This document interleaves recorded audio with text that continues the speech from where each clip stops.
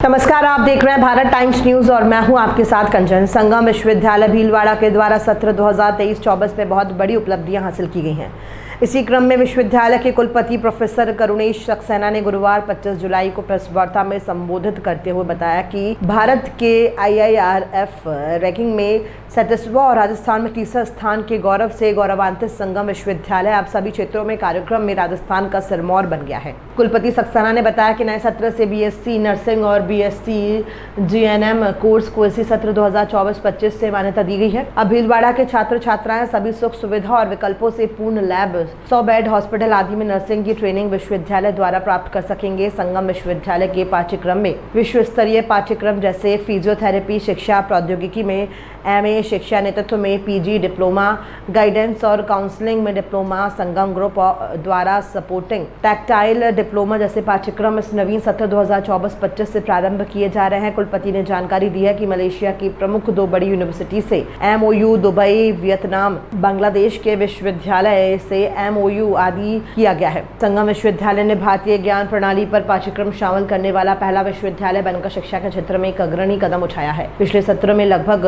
देश की 80 कंपनियों ने विश्वविद्यालय में छात्र छात्राओं को रोजगार दिया है और लाखों के पैकेज पर चयन हुआ है। प्रोफेसर वाइस चांसलर प्रोफेसर मानस रंजन पानीगाही ने बताया कि संगम विश्वविद्यालय ने शोध में एक ऐतिहासिक उपलब्धि प्राप्त की है, जिसके अंतर्गत विश्वविद्यालय की फैकल्टी ने 100 से अधिक पेटेंट पब्लिश किए हैं। पेश है हमारे संवाददाता अमित कुमार चेचानी की एक खास रिपोर्ट।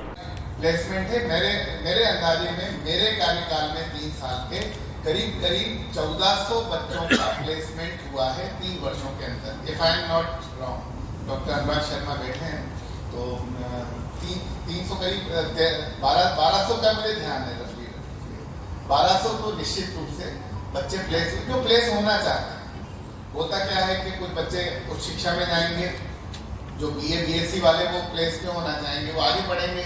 कुछ बच्चे अपने फैमिली बिजनेस के होते हैं, आप जानते हैं भीलवाड़ा में फैमिली बिजनेस के बच्चे भी आते हैं, वो अपने बिजनेस में वापस लौट जाते हैं।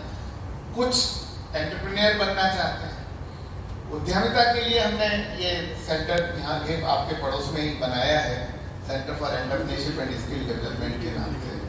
तो उस सेंटर में हम एंटरप्रेन्योर तैयार कर रहे हैं और इस तरह से तैयार कर रहे हैं कि भारत सरकार की एक बहुत महत्वाकांक्षी योजना है और जिसका उन्होंने नाम दिया है TBI, technology business incubator. Technology business incubator में संगम विश्वविद्यालय को, ये आप लोग पब्लिश भी कर चुके हैं न्यूज, लेकिन अब उसका कार्यान्वयन शुरू हो रहा है क्योंकि बीच में इलेक्शन वगैरह आ गए थे तो फंड अब रिलीज हुआ है जाकर के। तो उस अनुदान के तहत संगम विश्वविद्यालय को 4.33 करोड़ रुपए का अनुदान मिला है।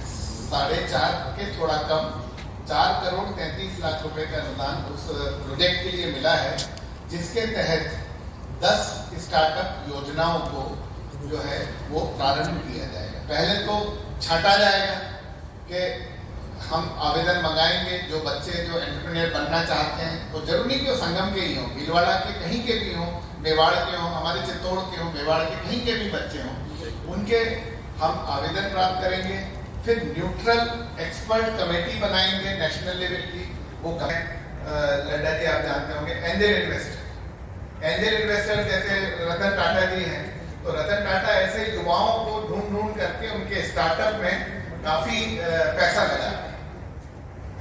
ये मॉडल इस तरीके का है कि जब वो उद्योग कमाने लग जाएंगे, ये जो 10 प्रोजेक्ट हैं, जब ये कमाने लगेंगे तो इनके प्रॉफिट का हिस्सा सेंटर में आएगा, क्योंकि भारत सरकार ने अनुदान दिया 4.5 करोड़ का, 3 साल की परियोजना है। इसको अगर लंबा चलाना है, आगे भी चलाना है, तो फिर इन कंपनियों के प्रॉफिट से वो प्रोजेक्ट चलते रहेंगे, आगे नए ऐसे और स्टार्टअप आते रहेंगे। तो इस प्रकार से ये परियोजना चलेगी। आपको बताते हुए मुझे गर्व और हर्ष हो रहा है कि इस प्रकार का अनुदान राजस्थान ही नहीं, नॉर्थ इंडिया में किसी भी प्राइवेट संस्थान को नहीं मिला है। ये अनुदान राजस्थान में बिट्स पिलानी को, सेंट्रल यूनिवर्सिटी राजस्थान को, और मनोज यहाँ पर हैं, और IIM उदयपुर को, IIM Udaipur, central university, bits Pilani, कितना मुझे ध्यान है, MNIT को नहीं, MNIT को 4 इन 4 को मिला हुआ है, शायद बनेश्वरी को नहीं मिला। हाँ, तो ये हम 5वें ऐसे इंस्टीट्यूट हैं जो कि IIM उदयपुर, सेंट्रल यूनिवर्सिटी, वेट्स पिलानी, MNIT जयपुर के बाद संगम यूनिवर्सिटी 5वां ऐसा संस्थान है जिसको कि ये इतनी बड़ी अनुदान राशि, ये तो एक है। इसके अलावा 10 और परियोजनाएं हमने खत्म भी कर दी जो उतनी बड़ी नहीं थी, छोटी थी, लेकिन वो भी अच्छी परियोजनाएं थी। वो भी हैकाथन से संबंधित जो इनोवेशन होता है बच्चों का, एक बच्चा है हमारा यहाँ का स्टूडेंट है, उसको MSME ने 15 लाख रुपए दिए। कंप्यूटर साइंस का वो स्टूडेंट है, कंप्यूटर साइंस का, उसको 15 लाख रुपए का हैकाथन का प्रोजेक्ट उसको अवार्ड हुआ है। और उस परियोजना के तहत संगम यूनिवर्सिटी में AR/VR लैब बनाई गई है, जो आजकल कहते हैं ना augmented reality, virtual reality lab. AR/VR lab उस प्रोजेक्ट में आई है, लेकिन वो बाकी बच्चे भी उसमें ट्रेनिंग ले रहे हैं। मेरा क्या, बातें बहुत सारी हैं, लेकिन मैं आपसे भी बातें करना चाहता हूँ, आपको भी सुनना चाहता हूँ, तो मैं थोड़ी देर में विराम देता हूँ। मेरा मतलब यह है कि कुल मिलाकर के संगम को जिस डायरेक्शन में जाना चाहिए, क्वालिटी इंप्रूवमेंट, जो मैं सोच करके आया था, उदयपुर से भीलवाड़ा आने के पीछे जो मेरा सोच था कि हम किस तरह से इस यूनिवर्सिटी को उत्तरोत्तर प्रगति के पथ पर ले जाएं, तो मुझे बड़ा संतोष है कि 3 वर्ष का मेरा जो कार्यकाल है ये अगले महीने समाप्त हो रहा है। तो इसमें जो मैंने गोल्स सेट किए थे, जो मैंने अचीव करने के लिए सोचा था, उसमें आशा से कहीं अधिक हमने अचीव किया है। क्योंकि ये मैनेजमेंट ने भी जब मुझे यहाँ पे अपॉइंटमेंट दिया था, तब उनके भी मन में ये भावना थी। जब मैंने उन्हें बताया कि संगम यूनिवर्सिटी 6ठे स्थान पर आई है, तब तुरंत उन्होंने कहा था, चेयरमैन साहब ने भी, आदरणीय रामपाल सोनी साहब ने भी और अनुराग जी ने भी, हम टॉप 3 में कब आए। तो मैंने उनको जवाब दिया था, मैंने कहा साहब विजन 2025 मेरा है टॉप 3 का, लेकिन ईश्वर कृपा से वो 2024 में ही अचीव हो गया। तो अब मैं यही कह रहा हूँ कि जो अचीव हो जाता है तो फिर आगे के लिए मुश्किल और बढ़ जाती है। वही एलिस वाली बात है, to stay where you are, run as fast as you can. मैं आप लोगों की अनुमति से जो मेरी टीम है उससे एक बार आपको मिलवाना चाहता हूँ। तो पेपर आउट हो गए, तो हमारे यहाँ पे जो पेपर जो होते हैं उनके सिक्योरिटी सिस्टम को लेके क्या कुछ अरेंजमेंट रहते हैं, नंबर 1। सेकंड, जो जिस तरीके से देश में चल रहा है उसको लेकर आप ही क्या होगा? पहला क्वेश्चन तो आसान है, दूसरा थोड़ा आपने कठिन क्वेश्चन किया है। और एक बार आपका परिचय और देंगे सर? मनीष जैन, दैनिक भास्कर। जी, देखिए इसमें जहाँ तक संगम यूनिवर्सिटी के एग्जामिनेशन सिस्टम का सवाल है, तो संगम यूनिवर्सिटी के एग्जामिनेशन सिस्टम को बहुत रोबस्ट मैं मानता हूँ 3 कारणों से।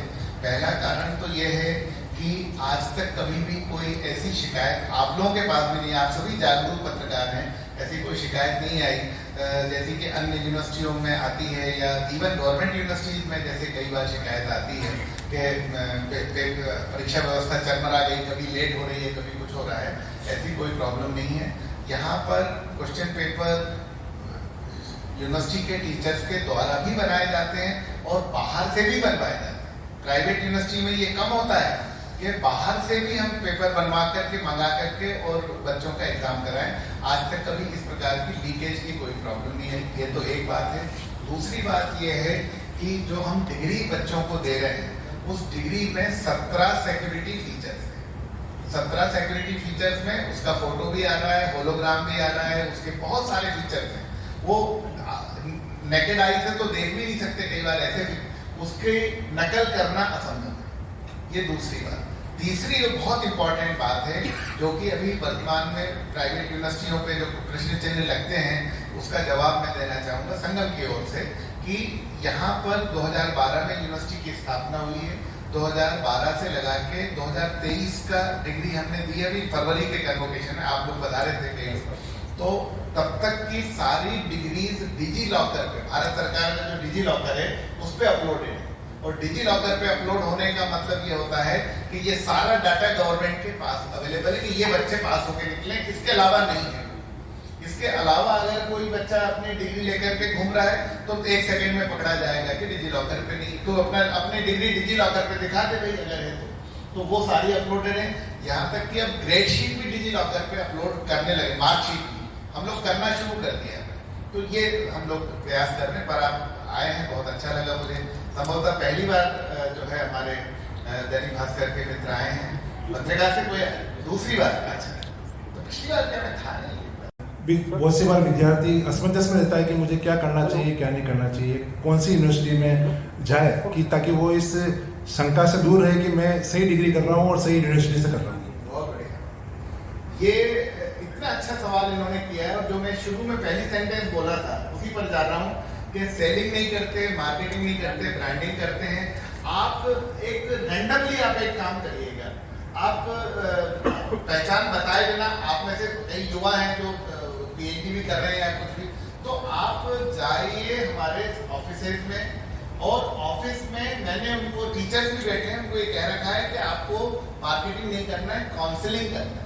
और हमारे टीचर्स ऐसी काउंसलिंग कर रहे हैं कि जो कोर्सेज अगर उस बच्चे की पर्सनालिटी में लगता है कि उसको फलाना कोर्स करना चाहिए, वो कोर्स संगम में नहीं भी है, तो उसको काउंसलिंग दे रहे हैं कि भाई तुम इस कोर्स के लिए उपयुक्त हो, ये कोर्स अपने आप नहीं है, फलानी जगह है, तुम वहां ट्राई करो।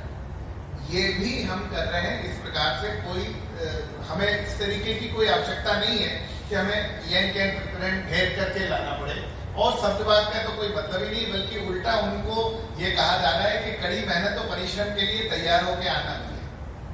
आज सरकार, आई एम सॉरी टू से, बट मैं खुद सरकारी यूनिवर्सिटी से आया हूँ, लेकिन सरकारी यूनिवर्सिटियों की खासकर कोरोना पैंडेमिक के बाद की हालत किसी से छुपी नहीं है। बच्चों का क्लास में आना दूभर हो गया है, एग्जाम समय पे नहीं हो रहे, रिजल्ट समय पे नहीं आ रहे। आज संगम यूनिवर्सिटी के जितने भी एग्जाम्स होना थे अभी इवन सेमेस्टर के, सारे एग्जाम हो गए, 70-80% रिजल्ट आ गए, रिजल्ट वेबसाइट पर है, और अगला सत्र शुरू हो गया। और जूनियर बैच जो फ्रेश एडमिशन लेना है, वो एडमिशन प्रक्रिया बड़ी तेजी से चल रही है।